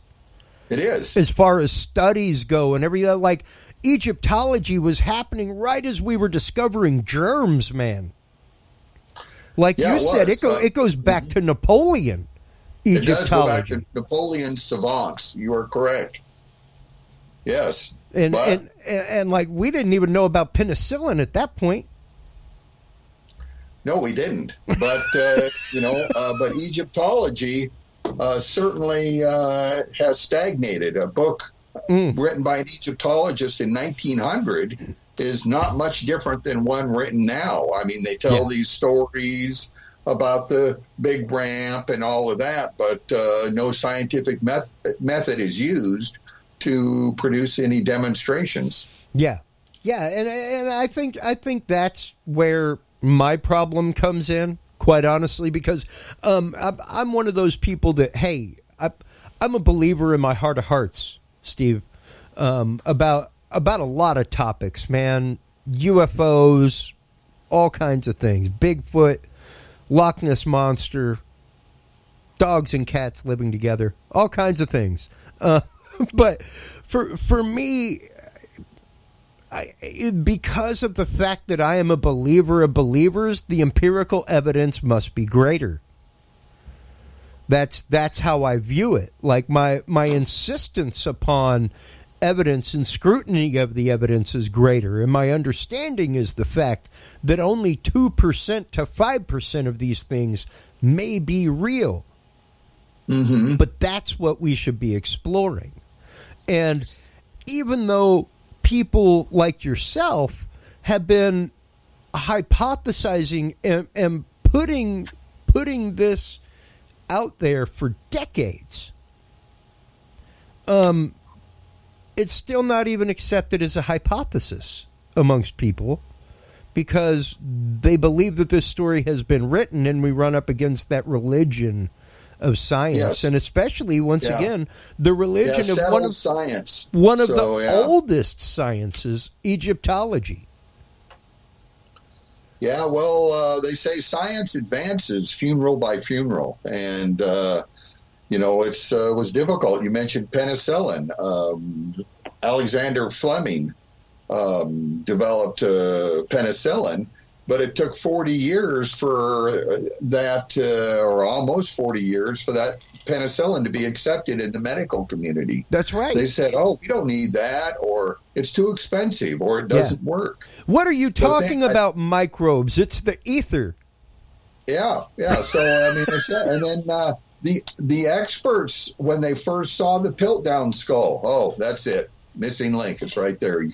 It's right there. They never even saw the file marks on the skull. So it took 40 years for the Piltdown skull to be determined to be a forgery, because that's how long it took those people that wrote their dissertations on the Piltdown skull to die off. So, yeah, science, especially the soft sciences, advance rather slowly. Just the way it is. Yeah. And, earlier today, I actually posted on the Dudes and Beer group on Facebook an article from Big Think about a papyrus reveals how the Great Pyramid was built. And it was interesting because amongst all of it, they were talking about how, there were L-shaped jetties that were built up north to hold the barges that brought huge blocks down, things like that, and also to park the barges that brought in Sinai copper, the metal that they used to, at least by their theorem, cut the stones.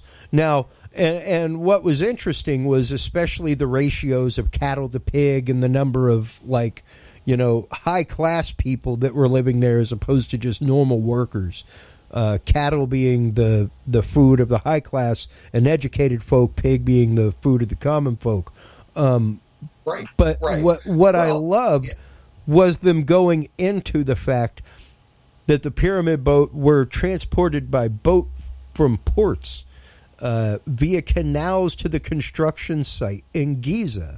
Now, and that they were master builders of such waterways for the purposes of irrigation. And I think that in and of itself brings us to the topic of your hypothesis and to the point of cracking the nut of that. Let's start getting into the idea of the Great Pyramid not being used as a coffin or sarcophagus holder or a tomb, but rather as a water pump, and even as a means to, as they were saying in the article, the masters of the irrigation system that they were, using it to irrigate the Giza Plateau.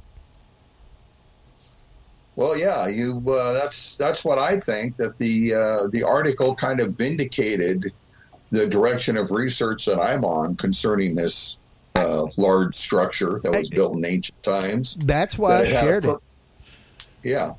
Yes, that the Great Pyramid had a purpose, that it functioned as a machine, that it provided a huge return on investment instead of just ineffectively holding a dead mummy, but that this machine provided infrastructure that provided prosperity for the civilization that built it, and that was done by the Great Pyramid being a functioning water pump.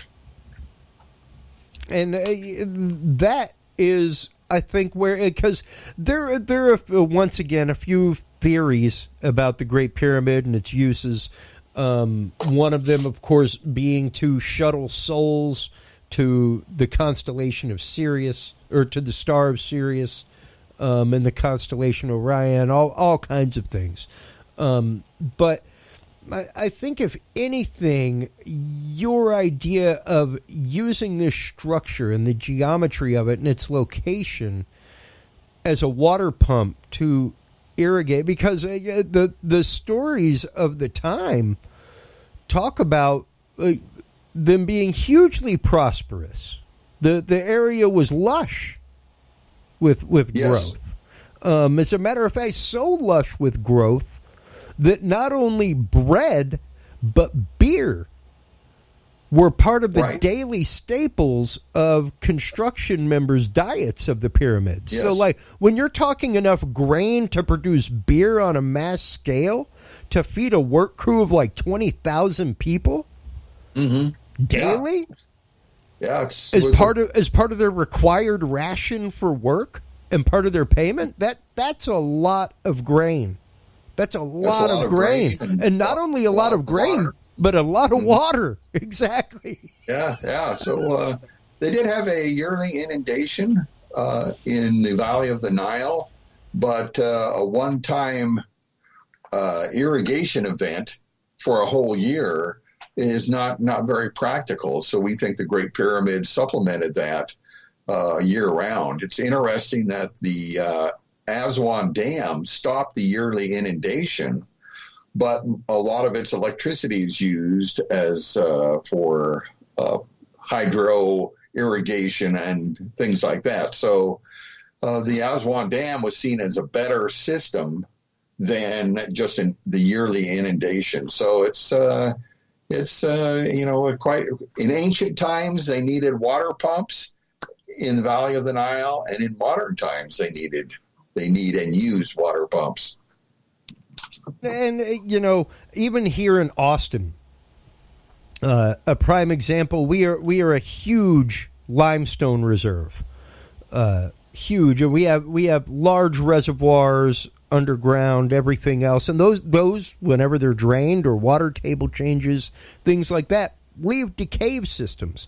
And one of the articles that I brought up is actually from a little while back. I'm trying to see the actual date of release here, but it's from NBC News. This is from 2009, August 14th, 2009. So almost 11 years ago, Stephen, this article came out about cave complex may lie beneath the Giza pyramids. This is literally caves are caused by geological events like water erosion, things like that. So to even think that below Giza lies this now cave system where there may have been water at one point, things like that, where that water was absolutely pumped out and used, like the same way that Nestle does any aquifer that they belly up to. Like no different. They found a source with a big dowsing rod and went right here, put the pump right here, and they drained it. Yeah, well, there is a lot of passages and chambers all riddled through the Giza area, so it was certainly a great place to put a water pump, and it built right on solid bedrock, not on sand or anything like that. So It was a functioning machine, and the people that built it were geniuses. Yeah. And I mean, even here now, granted, they're talking about it being an entrance to the underworld, things like that. But the caves, which are tens of thousands of years old, if not hundreds of thousands of years old, may have inspired both the development of the pyramid field and the ancient beliefs in an underworld. So it could have. It could have, but that's that's interesting. You can delve into what the Great Pyramid symbolically represents, but if you're considering how it was built, there's no symbolism at all. Yeah. The stones weren't moved symbolically or religiously or anything like that. So it's all a practical, real world study as opposed to religion or what words mean or anything like that. Well, so I try to stay away from all of that, because anyone can come up with anything on what something means. But how a stone was moved is a whole different matter. Well, exactly. And let's start getting into that because, of course, a lot of my listeners right now, Stephen, are like, Chris, but you talk about psychic powers, you talk about crystals, piezoelectricity, you talk about zero point energy and these systems and ancient technologies and things like that all the time. Why is it that you take Stephen's side in this? My reason is because, much like that article said a minute ago, the Egyptians of old were masters of water. Of using water, pumping water, irrigating places, and to think that they would not, if they could even move the blocks from that far up river via barge once again, logically, why would you logically even take them off a barge? And drag them uphill.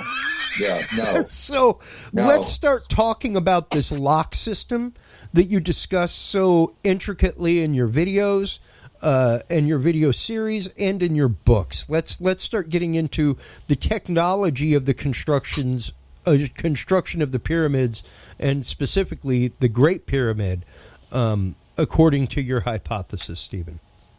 Well, we think the builders were geniuses and provided a water supply at the Giza Plateau at the construction site. And the first stones that were set in place were the casing stones for the first level, the casing stones that were right at the base. So with those stones set in place, you have a square wall where they were. And the original builders fill that square wall up with water. Those casing stones are cemented together watertight. So then you have a square pond about 4.5 feet deep on the Giza Plateau. They also built a series of water locks from the Nile River, which is close by, and all the way up to the building site. And the canals would actually go into that square pond.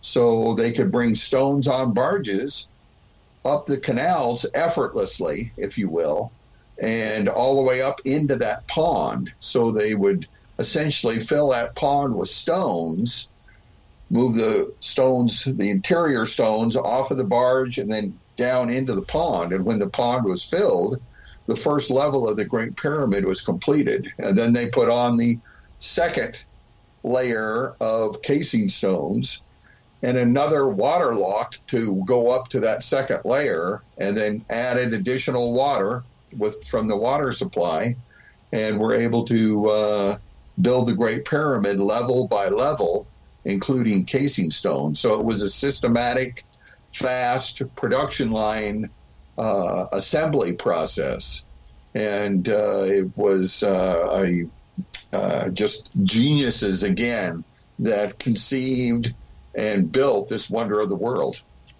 Now, specifically, what was it? Because, of course, you were talking about the ring of casing stones around the area, things like that. But what was it that first brought you? What was that? I guess that Edison moment, that aha, I guess not really Edison moment because you do all your own work. But what was that aha moment where it was like, wait a minute, what about this? Because the idea of using water to transport these bricks to the Giza Plateau has been in the cards all along. But for some reason from there, everybody thought, why wouldn't they pull them off and put them onto this ridiculously large ramp and pull them on a steady incline all the way? Well, I started. I have an interest in history, usually on a technological level. But back in the day, you'd go to the library and pick out a book about, let's say, about the Great Pyramid. And then you would read, oh, yeah, the big ramp and the strong back muscles and the sweat and all of that. And then, so I said, oh, well, that's what the experts say. All I need to do now is see how they confirm it with their demonstrations, like moving a 70-ton payload. But I found out something. Egyptology doesn't use the scientific method. So I thought, wow, basically they're describing a method that can't be done. And so I read other books like about the Death Star, or the aliens can get all the way to the Earth, but they need the Great Pyramid to find their way back because it's a beacon or something like that. Yeah. Or the Bible, the prophecy, correlations of the star, all of that. But then I read a book, privately published book by Edward Kunkel called Pharaoh's Pump. And he didn't talk about language or what gods were worshipped, but how stones were moved and set in place. And it was so much of an aha moment that I ultimately started a nonprofit foundation to further the direction of his research. And our foundation produced enough research that I was able to publish 2 books and also produce 2 documentaries. So we're furthering Edward Kunkel's work and, giving tribute to him, but also the geniuses who built the Great Pyramid water pump. Yeah, and once again, the concept behind the water pump, even if you look at an internal diagram of the Great Pyramid, is not incredibly complex. And whenever you start looking at the idea of a siphon, and using the throbbing of the water to siphon things in and of itself. Let's start getting into the technology of the pyramid as a water pump, according to this theory. We think water entered the upper end of the descending passage, and other researchers think that there's a profound link between the Great Pyramid and water, including Christopher Dunn, who also contends water entered the upper end of the descending passage. But water went down into the oddly created subterranean chamber about 100 feet below the base of the Great Pyramid. And we think that it appears to be unfinished, but we think that the area that looks like it's unfinished in the subterranean chamber acted like a water break. So water came into that chamber from one side of it, and then was caused to slow down on the other side, which created a large whirlpool in the area of the pit. And we think that they were using the property of water known as implosion. Victor Schauberger, a 1930s naturalist, also did a lot of research on implosion, but ultimately that caused water to go up through the grotto and into the lower end of the grand gallery. And that gallery acts like a large cylinder, if you will, even though it's not cylindrical. And in the upper end of that chamber, they used electrolysis to separate the water and into hydrogen and oxygen. Well, those 2 gases are quite volatile when ignited, and you can ignite that gas to create a vacuum. And there's videos on YouTube to demonstrate that. And the powerful vacuum was created in the upper end of the grand gallery, which pulled this water piston up. And then through some linkages and other mechanisms described in the book and my videos, that vacuum was broken, or opened, if you will, which caused this huge, like 300-ton water piston to force water in the horizontal passage into the Queen's chamber. And that compressed the air in the top half of that chamber and ultimately caused water to travel up into the King's chamber and then out the King's chamber vents. And then we believe that there were passages in the casing stones that are gone now that allowed water to move down from quite a height pretty good head, if you will, down and ultimately to their point of use. So it's kind of complex. There's some valves and check valves and that type of thing in the Great Pyramids. Some are still there, some aren't.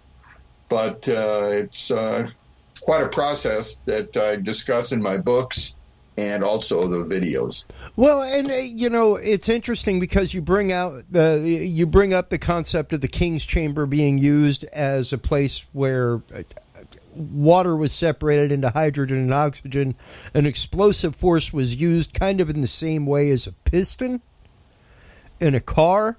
And at that point, and just looking at the diagram here, if you think about this like the air, like a one-cylinder engine, folks, and you're looking at the compression chamber right here, and the water in and of itself, and the pressure of the water is the piston, you can absolutely control the amount of oxygen coming in, just like a carburetor, through these two tunnels right there, which there are absolutely vents and spots to control that in those tunnels, correct?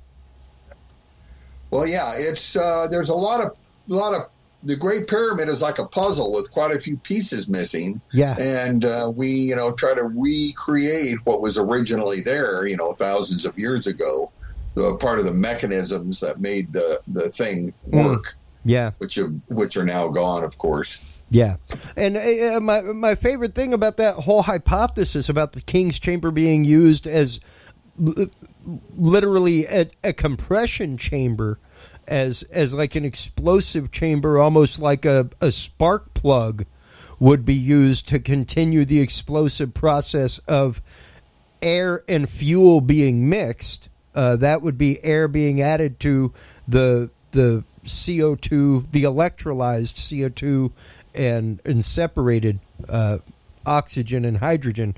But to see that there are actual signs of almost explosion inside the King's Chamber. There is. Yeah, that's the only internal damage that wasn't caused by the hands of man.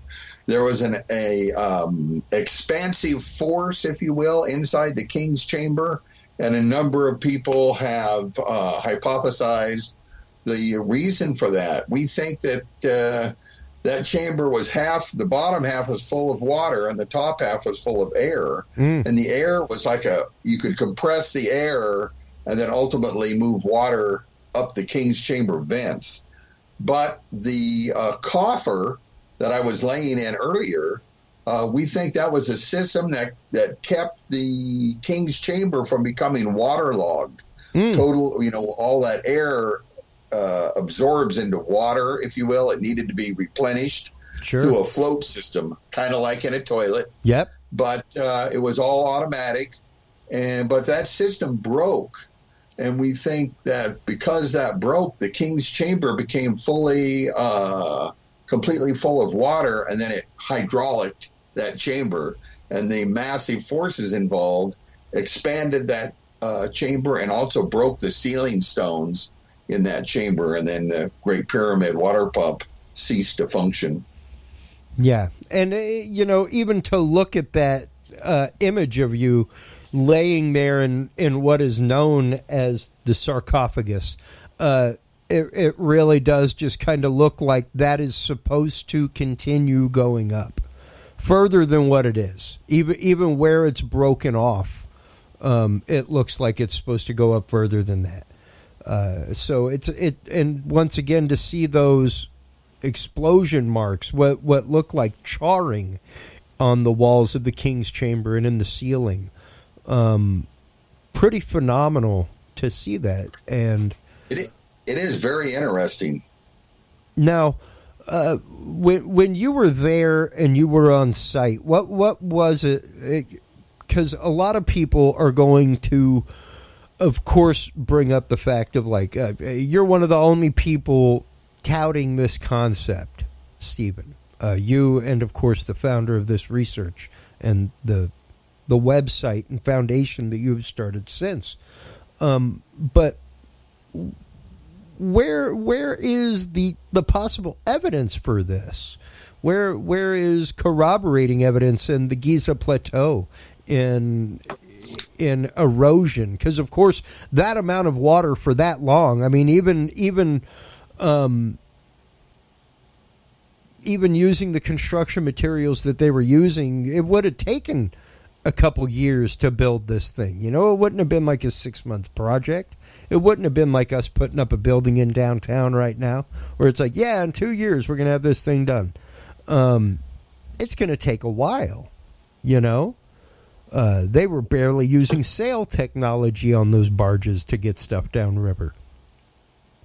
So, where in the surrounding area is the corroborating evidence? Because, of course, that's something that we got to talk about. Otherwise, we're just talking about more Orion and similar correlations, right?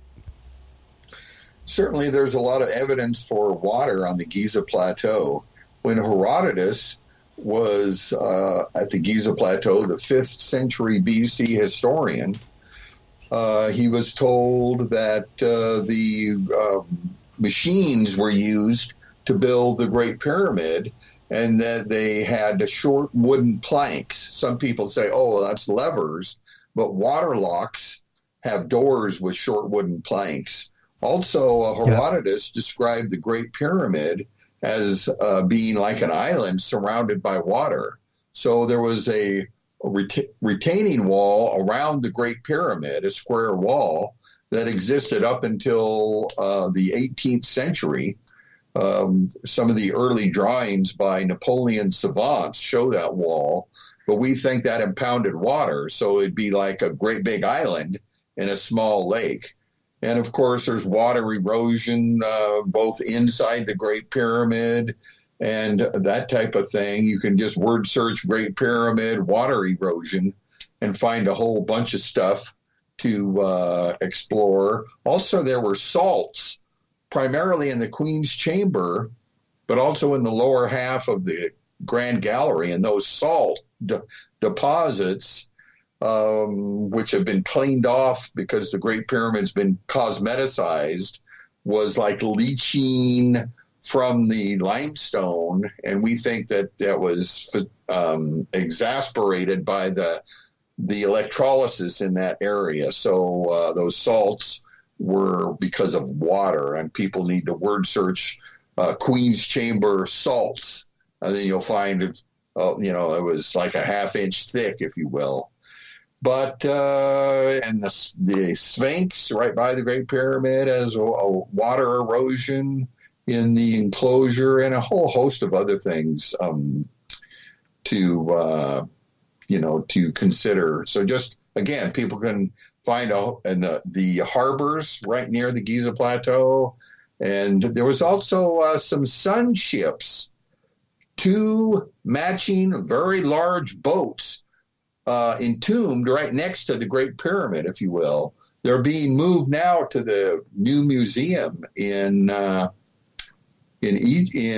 Cairo. When I say now, I mean like yesterday, that these large, like 150-foot barges that are up on the Giza Plateau right next to the Great Pyramid have been moved. But we think those barges were used as like a floating crane, and that's described in my video series how that worked. But a lot of at least one translation of Herodotus' histories indicates that the Great Pyramid had an artificial duct connected to it. So back then, Herodotus may have saw something that's gone now, so that could have been either the water input or an output or something else. So there's a lot of types of evidence that indicate water was involved with the Giza Plateau, including the Great Pyramid casing stones are cemented together watertight.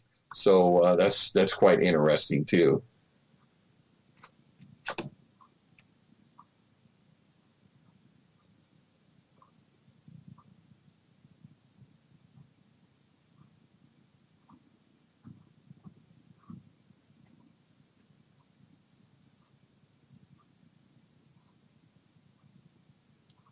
Chris, you there?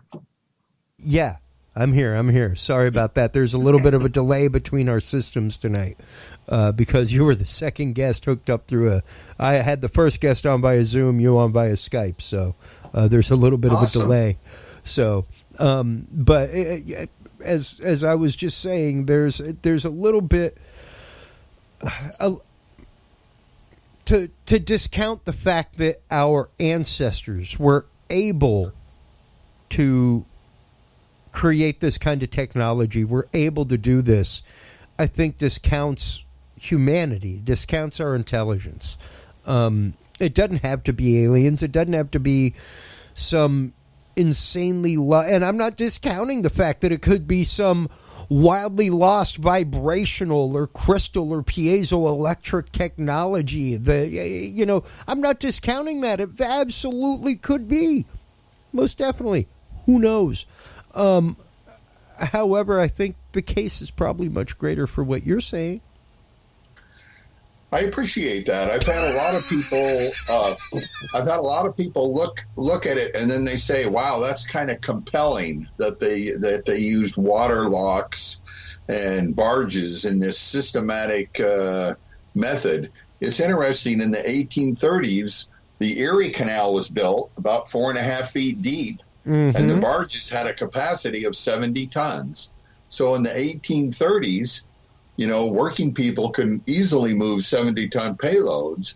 Here in the 21st century, Egyptology cannot move a 70-ton payload. So I find that interesting. Yeah, and, of course, people are like, well, the technology of the 1800s is totally different than that of ancient Egyptians. But not incredibly. And when you're coming to how we moved things, barge-wise, ship-wise, things like that, once again, hey, Archimedes was moving water upriver with the screw up around the time of just after the Egyptians. That's true. So to think that and the Romans and Greeks moving water. Romans, with their aqueducts and everything else. Yes, absolutely. That's for sure. And even the accounts of Spanish explorers coming over to the Americas and finding the Aztecs in Mexico and Teotihuacan, and like, wow, this is some amazing utopia that you guys have built. Yeah. Like this is more advanced than most of our cities. Like right, very sophisticated technology. There weren't any primitive civilizations. They all had high technology, and a lot of our medicines come from South America. Aspirin and other medicines that are derived from plants was being used in ancient times. But now we synthesize those things. But still, it's pretty impressive. They did brain surgery in South America in ancient times. Yep. And C-sections in Egypt. So birth control, a whole host of things. So, yes, they had many high technologies. But they also were masters of physics. And they were able to move a huge amount of water in ancient times. Now, water locks, let me put it this way. You mentioned the magic wand or crystals or contemplating your navel or meditating to move stones or humming and all of those methods. Sure. And people mention those. But in the real world, which is where the Great Pyramid is, I think they used water locks. It's interesting that when they just recently expanded the Panama Canal, they didn't use any of those other systems, like contemplating your navel or humming or a magic wand. They used water locks. So water locks are the 21st century choice to move our heaviest objects. We think that 21st century technology, not primitive at all, was used in ancient times to build the Great Pyramid very systematically. Well, and not that complex at all, man. Like, go look at how North American Indians catch eel to eat. Like, they literally dam off a part of the river. Yes. In order to do it. You know? It's not rocket science or even ancient science crazy math to look at the way that water moves and figure that out. It's not hard. Like, kids build dams when it floods out of rocks. Right. So, yeah, it's that type of a thing. So, but it's really interesting. And then people again say, "Oh, well, it flooded in the Nile, or they had the river. They had the river right there. Why did they need a water pump?" The water that's in the river is worthless for irrigation. So you got to get the water out of the river, you know. And where I live in a rural area, every farm is along the river with a big water pump. Yeah. So, and the largest water pump in the world is in the Valley of the Nile. It's the Mubarak Pumping Station. You need to word search that right there by the Nile. They have the biggest water pump in the world. Why would they need that? Why would they spend $500 million? Yeah, they got a river right there, right? Yeah, they got the river right there. Why would they do that? You know, you could have called them up and said, "Hey, I can save you $500 million. You got the river right there." Yeah. You know, people need to find out how it is in the real world. You know, why people with $500 million spent that money to build the Mubarak pumping station. Because they needed to pump water, even in Egypt. So, Well, it's. I think the Great Pyramid water pump is a real world solution that they used in ancient times, and the Mubarak pumping station is a real world solution they used in modern times. Certainly, they operate differently, but serve the same purpose. Oh, most definitely, and that's just it. To go back and even read the hieroglyphs that are there, to go back and read the accounts, to go back and read the accounts of their sister civilizations who traded with them. They were a lush, rich civilization. There was some famine that happened on a cyclical occasion. I mean, sure, the whole Moses situation wasn't really pretty. But aside from that, things were lush and bountiful in Egypt. And it was because they controlled irrigation. They flooded the plain. It wasn't a naturally flooded plain. They absolutely controlled that. And to know that the accepted science is that they quarried the rock miles upriver and brought it down by a barge. 400 miles. Yes. Yeah. Why would you skimp that last mile and a half? Literally, you know, that would be like me as an engineer with a crew of people unloading 18-wheelers onto carts with wheels to take it across a hotel. And then the last floor of it, instead of taking the elevator, going, "Okay, let's take it all off the wheels and just walk it right up those stairs, guys." Yeah, but there's an elevator there. No. Right. Yeah. Stairs are just as good. Just take it up the stairs. Yeah. But we've been using the elevator. So, yeah. Just take it up the stairs. Even though the elevator's available. And you know how to control the elevator. And you know how to use the elevator. Right. But I know where you're coming from. It's a marvelous system. The Erie Canal was able to move the weight of the Great Pyramid, 600 million tons, in 2 years. Wow. So, wow. It's water locks are fast, and they are powerful and controllable. So it's a interesting explanation for the direct physical evidence that we all have, and a lot of people feel that I get people every day, that's read my books or heard a talk show or found out about the research and say, hey, believe it or not, it makes sense much more than what Egyptology says. Yeah. I mean, when you're getting down once again just to the straight point of logic every single method that has been described by Egyptology or been the accepted mode given by science has yet to be able to be proven. Now, that and on a scale basis, that's like, hey, let's build a pyramid that fits in this room in a scale amount of time that it would have taken them to do it on that scale. Now, granted, is this something that you have considered, and a challenge that you would consider taking on would be to try and scale this down to like 10 by 10 size? You know? Certainly not. Water locks have been, demonstrated to work. Sure. Thousands of times a day for a long time. So we don't have to demonstrate that water locks operate.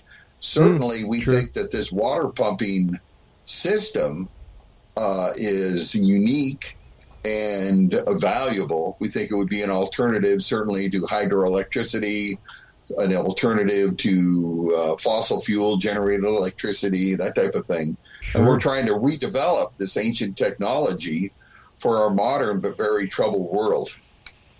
Oh, absolutely. I mean, to be able to hook up generators to this would be phenomenal. Right. If you could pump water cheaply, you can use that pumped water to like irrigate farmlands, but also to power machinery, generate electricity, and a whole host of things. It would be very valuable, especially in third world countries where they could build these types of water pumps in a cottage industry, if you will. Sure. So we're again trying to develop this ancient technology, which is energy efficient and non-polluting, to help, on a humanitarian basis, if you will. Yeah, so that's part of our nonprofit foundation's goal. Well, and even the great thing is being able to source materials locally, being able to source rock locally, things like that, and once again build it onto scale. To where, because of course, building something on the scale of the Great Pyramid would be absolutely insane, but building something that could support a village of a couple few hundred people that would be able to fit in the equivalent of a backyard. Yes, that's totally different. That's what we're trying to do. You don't need a big stone pyramid by any means. Yeah, we're using PVC pipe, polypropylene, containers, that type of thing. Also, some custom fabrication and some other things, and that's the most funding intensive aspect of our foundation's work. And that's what we're doing. Hopefully people can visit our website to find out more at thepump.org and find out, what we're doing, our mission statement, progress, and activities. We were going to go on a tour to Egypt in February, but it was canceled because of COVID. And that tour hasn't been rescheduled yet, but people can keep checking in to find out when that tour will be rescheduled. Yeah. And, as you know, I'm a live AV technician by trade, so it's a sad thing knowing that tours like yours are canceled, shows and conferences that you would normally be speaking at, even as a remote guest, things like that are canceled. Yes. So it can be challenging to get the word out about these kind of things, and I'm so happy to be a voice for you, to be able to give you the ears of my audience, to be able to give you one more platform, to be able to get this research out there. I think it's so important that if we look once again at just the sheer concept of physics of siphons, straws, things like that, and the diagram of the Great Pyramid, and the way, even whenever you look at subterranean chamber, with the huge straw that looks like it would be going down into what would be like an untapped reservoir or something like that. Yes. So entirely incredible to be able to provide that kind of technology on a micro scale instead of the macro scale that it is at the Great Pyramid, to be able to provide clean drinking water to people, to be able to provide even at that point, with the same system, power generation, pulling turbines inside of the system, things like that. So many different possibilities from this, once again, ancient technology of the Great Pyramid. So thank you once again for coming on, for being a guest, Stephen. I can't wait until your next appearance. It's always so exciting talking to you about this stuff, and I guarantee you it will not be a year before your next appearance.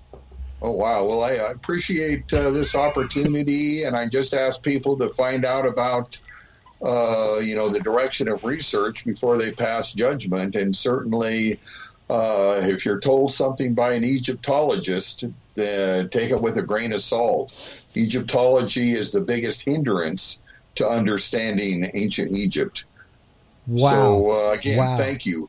Oh, man, You're once again absolutely welcome. The idea of Egyptology being the largest hindrance to the study of ancient Egypt is pretty incredible, and we could do an entire whole episode on that in and of itself, because it really is, once again, one of those scientific religions. It's no less a religion than the cults that they were following in ancient Egypt themselves, folks. Yes. So, yes. Once again, Stephen, thank you so much for the work that you do at the Pharaoh's Pump Foundation, all the research that you have done into this, the videos that you have put out, the books, all the work over the many, many years, and thank you for always responding on the group and for being a guest on the show.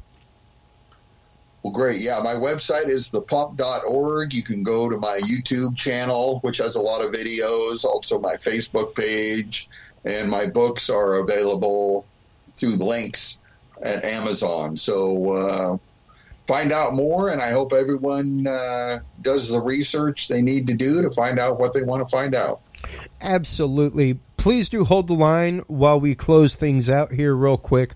While you are online checking out all the great work of the Pharaoh's Pump Foundation, please do make sure to stop on by dudesandbeer.com. Dudesandbeer.com is where you can find all the episodes. Make sure to stop on by our mother website, HC Universal Network, and also call to action. Make sure to Google Curious Realm this week, at least once. I don't care if it's now, I don't care if it's tomorrow, I don't care if it's Friday while you're having a beer. Google Curious Realm. That is our new incarnation coming to you in December. Till next time, take care of yourselves, take care of each other, keep reaching for 11. Can't be good at it. Thanks for listening to this episode of the Dudes and Beer Podcast. To listen to our audio streams or chat with us live, download the official Dudes and Beer app for Android and iDevices, available on Google Play and iTunes markets. For more episodes, content, and information, visit us online at dudesandbeer.com. You can also find our episodes on Breach.tv, iHeartRadio, Spreaker, SoundCloud, iTunes, YouTube, Stitcher, or your favorite podcast service. Dudes and Beer is a proud member of the HC Universal Network family of podcasts. For more about our sponsors and other podcasts on this network, visit hcuniversalnetwork.com. Thanks for listening, everybody, and until next time, drink responsibly.